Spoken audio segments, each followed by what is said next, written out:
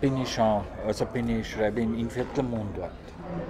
Die ganzen Betonungen, wir sagen zum Beispiel nicht Telefon, sondern Telefon, ja, werden also am Ende gesetzt. Ja, wie beim Französischen.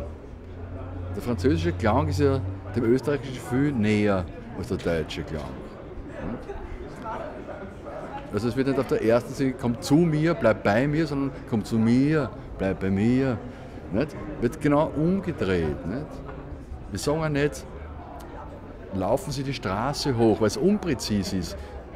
Ich gehe erstens einmal und renne nicht? Und hoch schon gar nicht, sondern entweder auf, hinauf, hinan von mir. Das ist alles schöner. Und ich bin einfach verliebt in diesen Dialekt, also den mag ich. Und der, also wenn ich den höre, dann das gefällt mir einfach. Ich häng dran. Also ich liebe diesen Dialekt. Ja. Wir haben, sagen wir nicht Klamotten, dieses grausliche Wort, das ist auch wirklich entsetzlich schier. Wir sagen natürlich das uralte, altvaterische Hochdeutsch, wir sagen Gewand. Ne? Das Gewand. Es ist keiner da. Nicht? Das ist ja unmöglich. Nicht? Wir sagen müssen, die Landsleute sagen, Närmt ist da.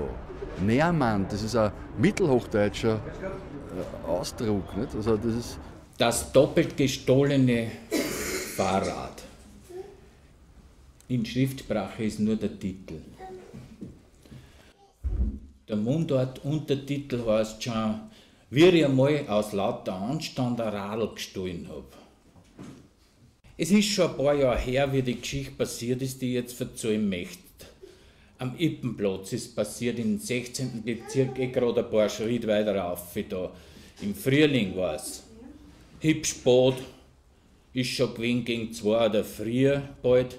Da hucke ich mit ein paar Sitzenbleiber in mein Stammbeißel, im CI drin. Und wie uns der Jobitzer, der mazedonische Kellner, zum 3. Mal angeht, jetzt war's aber endgültig Schluss und wir sollten uns schleichen und er muss Moringer der Frühball auf. Ja, da haben wir halt schlussendlich gezahlt und haben in unsere Reg eingeschlafen, ich und der Bertel, und haben aussehen auf den Platz. Und dort haben wir noch weiter Tisch gekriegt, hinter die Lindenbaum. Genau, war es nicht mehr, um was er sich draht hat. In irgendeinem Stammtisch stehen wir, haben wir gerade mittendrin gewesen. Irgend sowas wie die soziale Durchlässigkeit altchinesischer Beamtenhierarchien oder irgendetwas anderes, was genauso wichtig und nicht so ein Aufschirm ist. Die Thematik kommt einfach, weil ich in Wien lebe und weil meine Lebenswelt da in Wien ist. Und diese Stadt-Land-Konfrontation ergibt sich dann automatisch irgendwie, wenn man Mundart und Großstadt kombiniert. Irgendwo heißt das auch, dass man zu sich selber steht, wenn man seine eigene Mundart ein bisschen bewahren kann und auch spricht. Hier in Wien, weil verstanden wird man ja von den Werner. Wernerisch sagen wirklich nur mehr die Leute von draußen. Wir sagen natürlich Wienerisch. Leider. Das ist schade, weil Wernerisch viel schöner ist, keine Frage. Die einzige Hoffnung für den Dialekt, den es noch gibt, ist der aus der ländlichen Region, keine Frage. Dort ist es auch unter Akademikern üblich, im Dialekt zu sprechen. Da ist diese Natürlichkeit noch vorhanden. Ja. So lang zwischen Lagerhaus und die Bauern, die Chemie so stimmt. So lang braucht man keine Biobauern. Ja, das ist natürlich, wie es jedem geht. Ja. Jeder schreibt einmal für die Schublade. Ne? Und dann ist irgendwann ist einmal die Frage da, wohin mit dem. Ja? Geht es im Papierkorb oder in Richtung Buch? Ne? Ja, ich habe es halt einmal mit einem Buch probiert. Das erste veröffentlichte war Goldhammer Lagerhausklappe. Das ist jetzt ja 10, 12 Jahre her. Ja. Und ja, das war eigentlich, also es ist eigentlich von da an ist gelaufen. Ja. Also der Start war gut. Ne? Glück. Ein 190er, ein schweren Golf und ein Geländewagen. So wenig braucht der Mensch zum glücklich sein. Gut, haben wir Lagerhaus gehabt, spinnt der, was soll denn das? Oder darf man das? Ne? Ich meine, das sind ja Gut haben und ein Lagerhaus gehabt, das ist ja kein, ja, das ist ja wie Hostie und Monstranz. Ne? Also im ländlichen Kulturkreis und naja, viele waren halt der Meinung, er darf es nicht und haben gesagt, nein, so passt schon. Ne?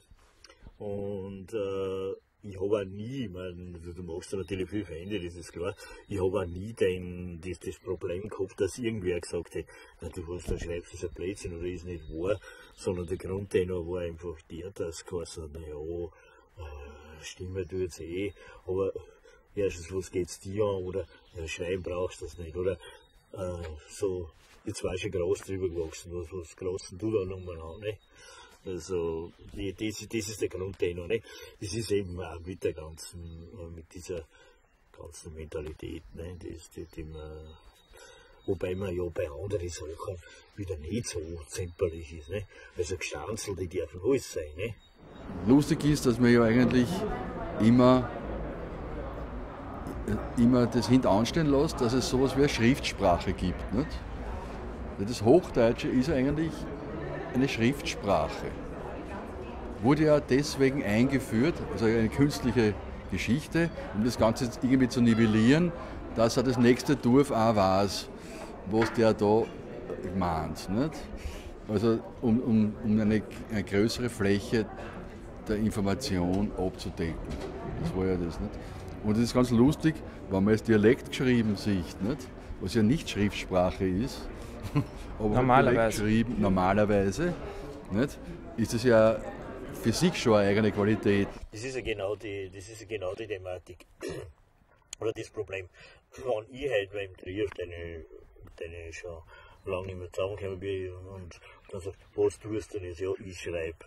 Dann, aha, ne, weil Schreiben ist ja was, ja, was ich nicht so alltäglich. Ja, was schreibst du, ne? Ja, dann, ja, ich schreibe Mundart.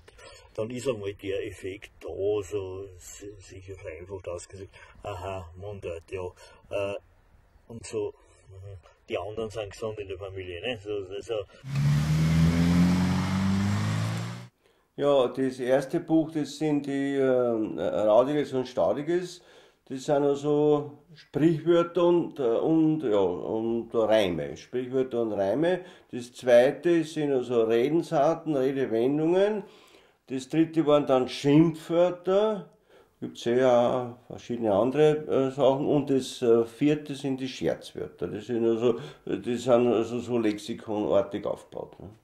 Ist aber natürlich jetzt, das Ganze ist ja nur ein Teil von meiner Wörterbuch, was also jetzt hoffentlich auch herauskommt, und da ist das sozusagen eine Vorwegnahme.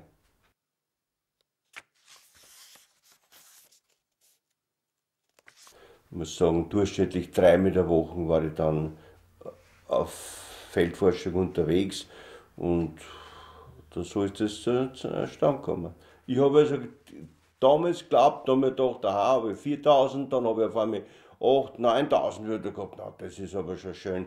Na, und dann habe ich einmal den gefragt vom Institut da, na, wie viel ist denn ungefähr Wörter? Ja, sagt er, 15.000 bis 20.000 sind also ungefähr, ist das Normale. Na, denke ich, da bin ich noch weit davon. Und jetzt habe ich das also leicht übertrumpft sozusagen, indem ich also, wobei ich natürlich sagen muss, dass also auch da in dem Wörterbuch sind dann die Spezialsprachen der Handwerker und die Spezialbegriffe auch dabei. Das